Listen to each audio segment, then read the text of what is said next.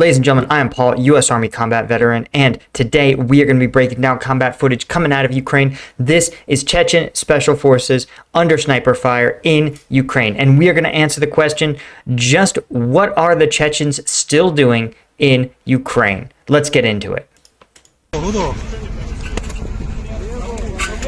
Okay, so let's take a look at what we're seeing here. There's sort of a little bit of a mishmash of uniforms. One of the things that we know is that Chechen forces are from a specific region, well, Chechnya, that is heavily Muslim and controlled by a strongman, Kadyrov, who is loyal to Putin. So a lot of Kadyrov's loyal military or paramilitary forces have been deployed to Ukraine. A big part of Kadyrov's kind of brand, or one of the reasons he stays in power, is because of his perception of being a strong, manly man.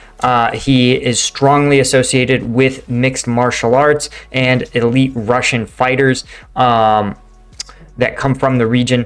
He also, of course, has a strong emphasis on his military forces, who are part of the Russian forces, but under his command and control. So, what does that mean? Well, you may notice that for most Russian forces, and we've talked about this earlier in the conflict, most Russian forces have a problem with gear and supplies, especially on an individual level. Weapons don't have optics. Oftentimes gear is out of date or incomplete. So it's actually feels fairly rare to even see Russian forces with a complete set of gear. Full stop, let alone to see the Chechen forces, who, let's take a look here. You can see here, this is a fast helmet, something that is up until a couple years ago was characteristic of U.S. Special Forces, and the reason it has this high mount, high cut, to allow for active headphones. These are battery-powered headphones that allow softer sounds like talking to pass through, but loud sounds like artillery explosions and gunshots to be muffled or blocked out, preserving the user's hearing but still allowing them to talk. And you can see this Chechen soldier here has them, this Chechen soldier here has them, this soldier here also appears to have them. It's worth noting that the Chechen soldiers generally have beards. That's a cultural norm, it seems, in Chechnya among adult men.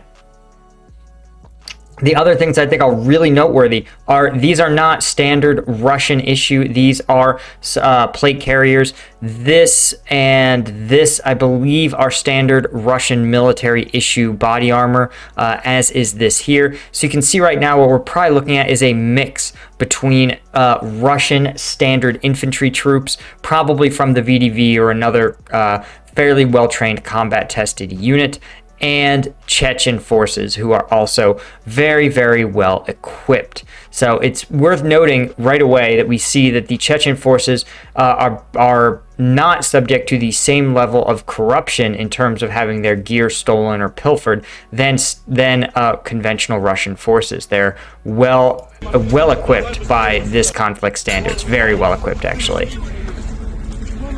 Okay, shout out to this guy who, again, he has his active headphones, he's got his fast helmet, he actually has a baseball cap underneath it, but the patches are what I find most fascinating. He has 3 rounds kind of tucked loosely in a molly web pouch here, and then he has a patch that says press, which is probably illegal unless he is press. But if he is press, then there's no reason for him to have those rounds, because if you're press, you're not supposed to be a combatant, and if you're a combatant, you shouldn't be wearing press icons. He also has this V, which I've not seen. Obviously, we all know Z is the classic sign denoting Russian invasion forces, but it's possible the V has been co-opted for the same reason. All right, you heard him say something about a sniper. Okay, let's take another gear check, right? You can see here, again, Chechen forces, beard, fast helmet. There's an optic on his AK. It looks like maybe an AK-12.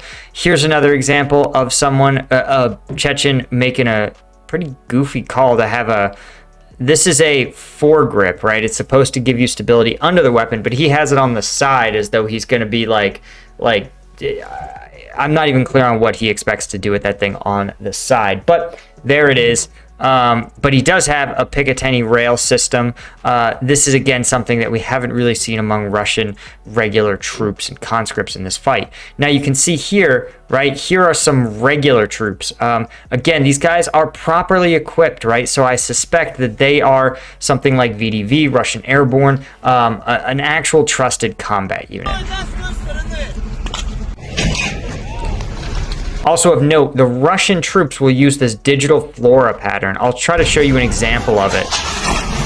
Okay, here's what's interesting. They are also moving with armor support. Here's an armored vehicle. It's got the Z on it. And you can see, you're going to see their infantry actually take advantage of this when maneuvering in this urban area.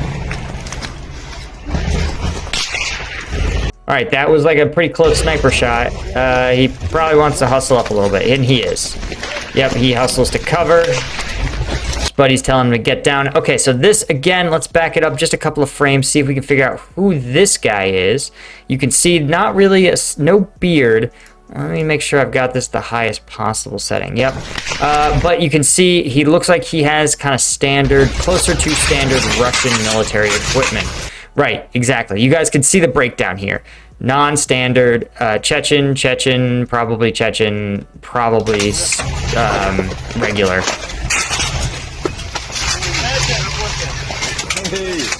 Yeah, the Chechens also seem to love the mix and match camouflage. And you can see the Russian regulars tend to use their digital flora pattern. You can't really see it clearly in any of these shots, but I'll try to find one with it. Okay, so one of the things they're pointing out is that these guys are under sniper fire, and somebody's like, well, they're too bunched up. So listen, you've got to, interesting, actually, look back here. I'm gonna play this again. It looks as though more troops are moving up. Yeah, actually a lot more troops are moving up to this location. So this seems like they are advancing under some level of sniper fire, but they are using the vehicle, right, to sort of be a rolling cover or to try to get an angle on the potential enemy sniper. A lot of people are saying, hey, they're really bunched up in the city here. And it's sort of true, but your maneuver formations reflect the environment that you're in. And what do I mean by this? What I mean by this is that if you are in an environment where you are reasonably confident that the enemy does not have artillery capabilities, for example, you know that the enemy front lines are more than, say, 10 miles away, then you go, hey, there's not a great chance that we're going to be under indirect fire, and we are currently under sniper fire. So what you want to do is find some cover and if the sniper's back here, you want to get yourself behind that cover in a way that the sniper cannot see, right? Sort of like being in its shadow. So that sometimes means having to get down right here and close to your buddies. It's not ideal, of course, but nothing in combat is. And if you, nothing in combat is going to be ideal. And if you get taken out by the sniper, it doesn't matter if you've prevented the artillery strike. Does that make sense? You have to look at all the threats that are possible, but then you have to kind of grade them on how likely they are to actually show up, right? That's why, we in Afghanistan we drilled IED reactions until the cows came home, because there was like a 90% chance that was going to be the enemy action that we encountered, the enemy contact that we were going to have. The next most likely was something like a complex ambush, and we prepared for those. And then you had all these other unlikely scenarios that we sort of prepared for, but not really, right? These would be things like them getting incredibly lucky on a mortar strike and hitting us when we're stopped at a security halt or something. Really unlikely scenarios that in a different war would be very, very important to drill and prepare for. But you train to fight the enemy you're facing, not the theoretical enemy of some other war. And if there's one thing the news reporting has shown, it's that unfortunately Ukrainian forces are badly outgunned in the artillery department. So the chances of them taking incoming artillery fire, not that great.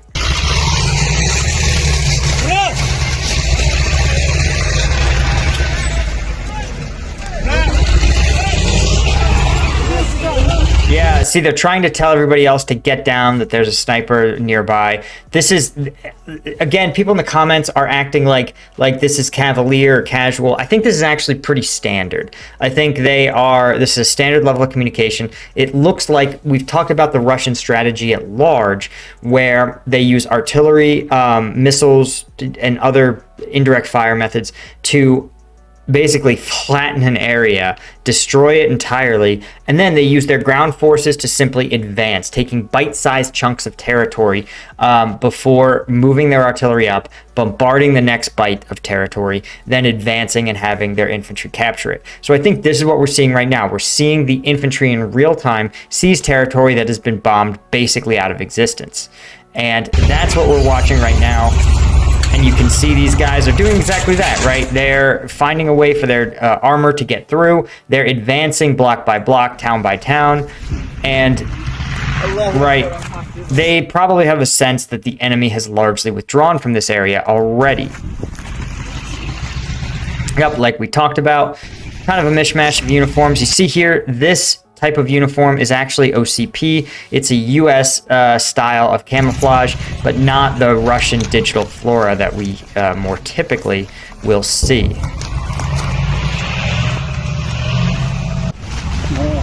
Okay, again, a really mishmashed camo gear there.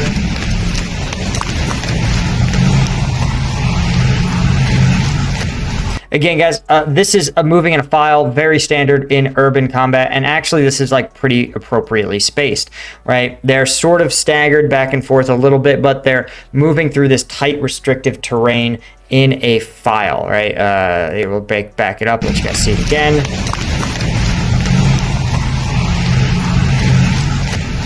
You see what I mean? They're moving in a file, and I think we've talked about this. If you've lasted this long in the conflict, you either you're very lucky, for starters, but two, you've had a chance to learn a lot of tactics, techniques, and procedures that are going to keep you alive. So you can actually see they know when they can be much more casual about things and when they have to be very deliberate. That's reflective of the fact, I believe, that they understand sort of the bigger picture. They understand when they're in an environment of high risk, when they're in an environment of lower risk. I think even the Chechen forces, who some rumors say are being somewhat protected from the heaviest parts of combat, they are going to go through the learning curve just like all other forces, and they're going to get better over time.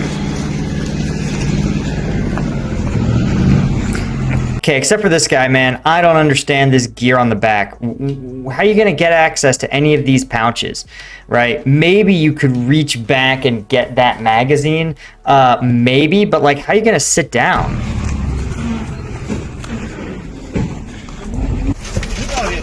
Okay, really bothered by the fact that he's putting his suppressor on the ground and using it as a walking stick. That really bothers me. But I think this is sort of the digital flora of maybe, well, no, it's a fast helmet. I think he's Chechen.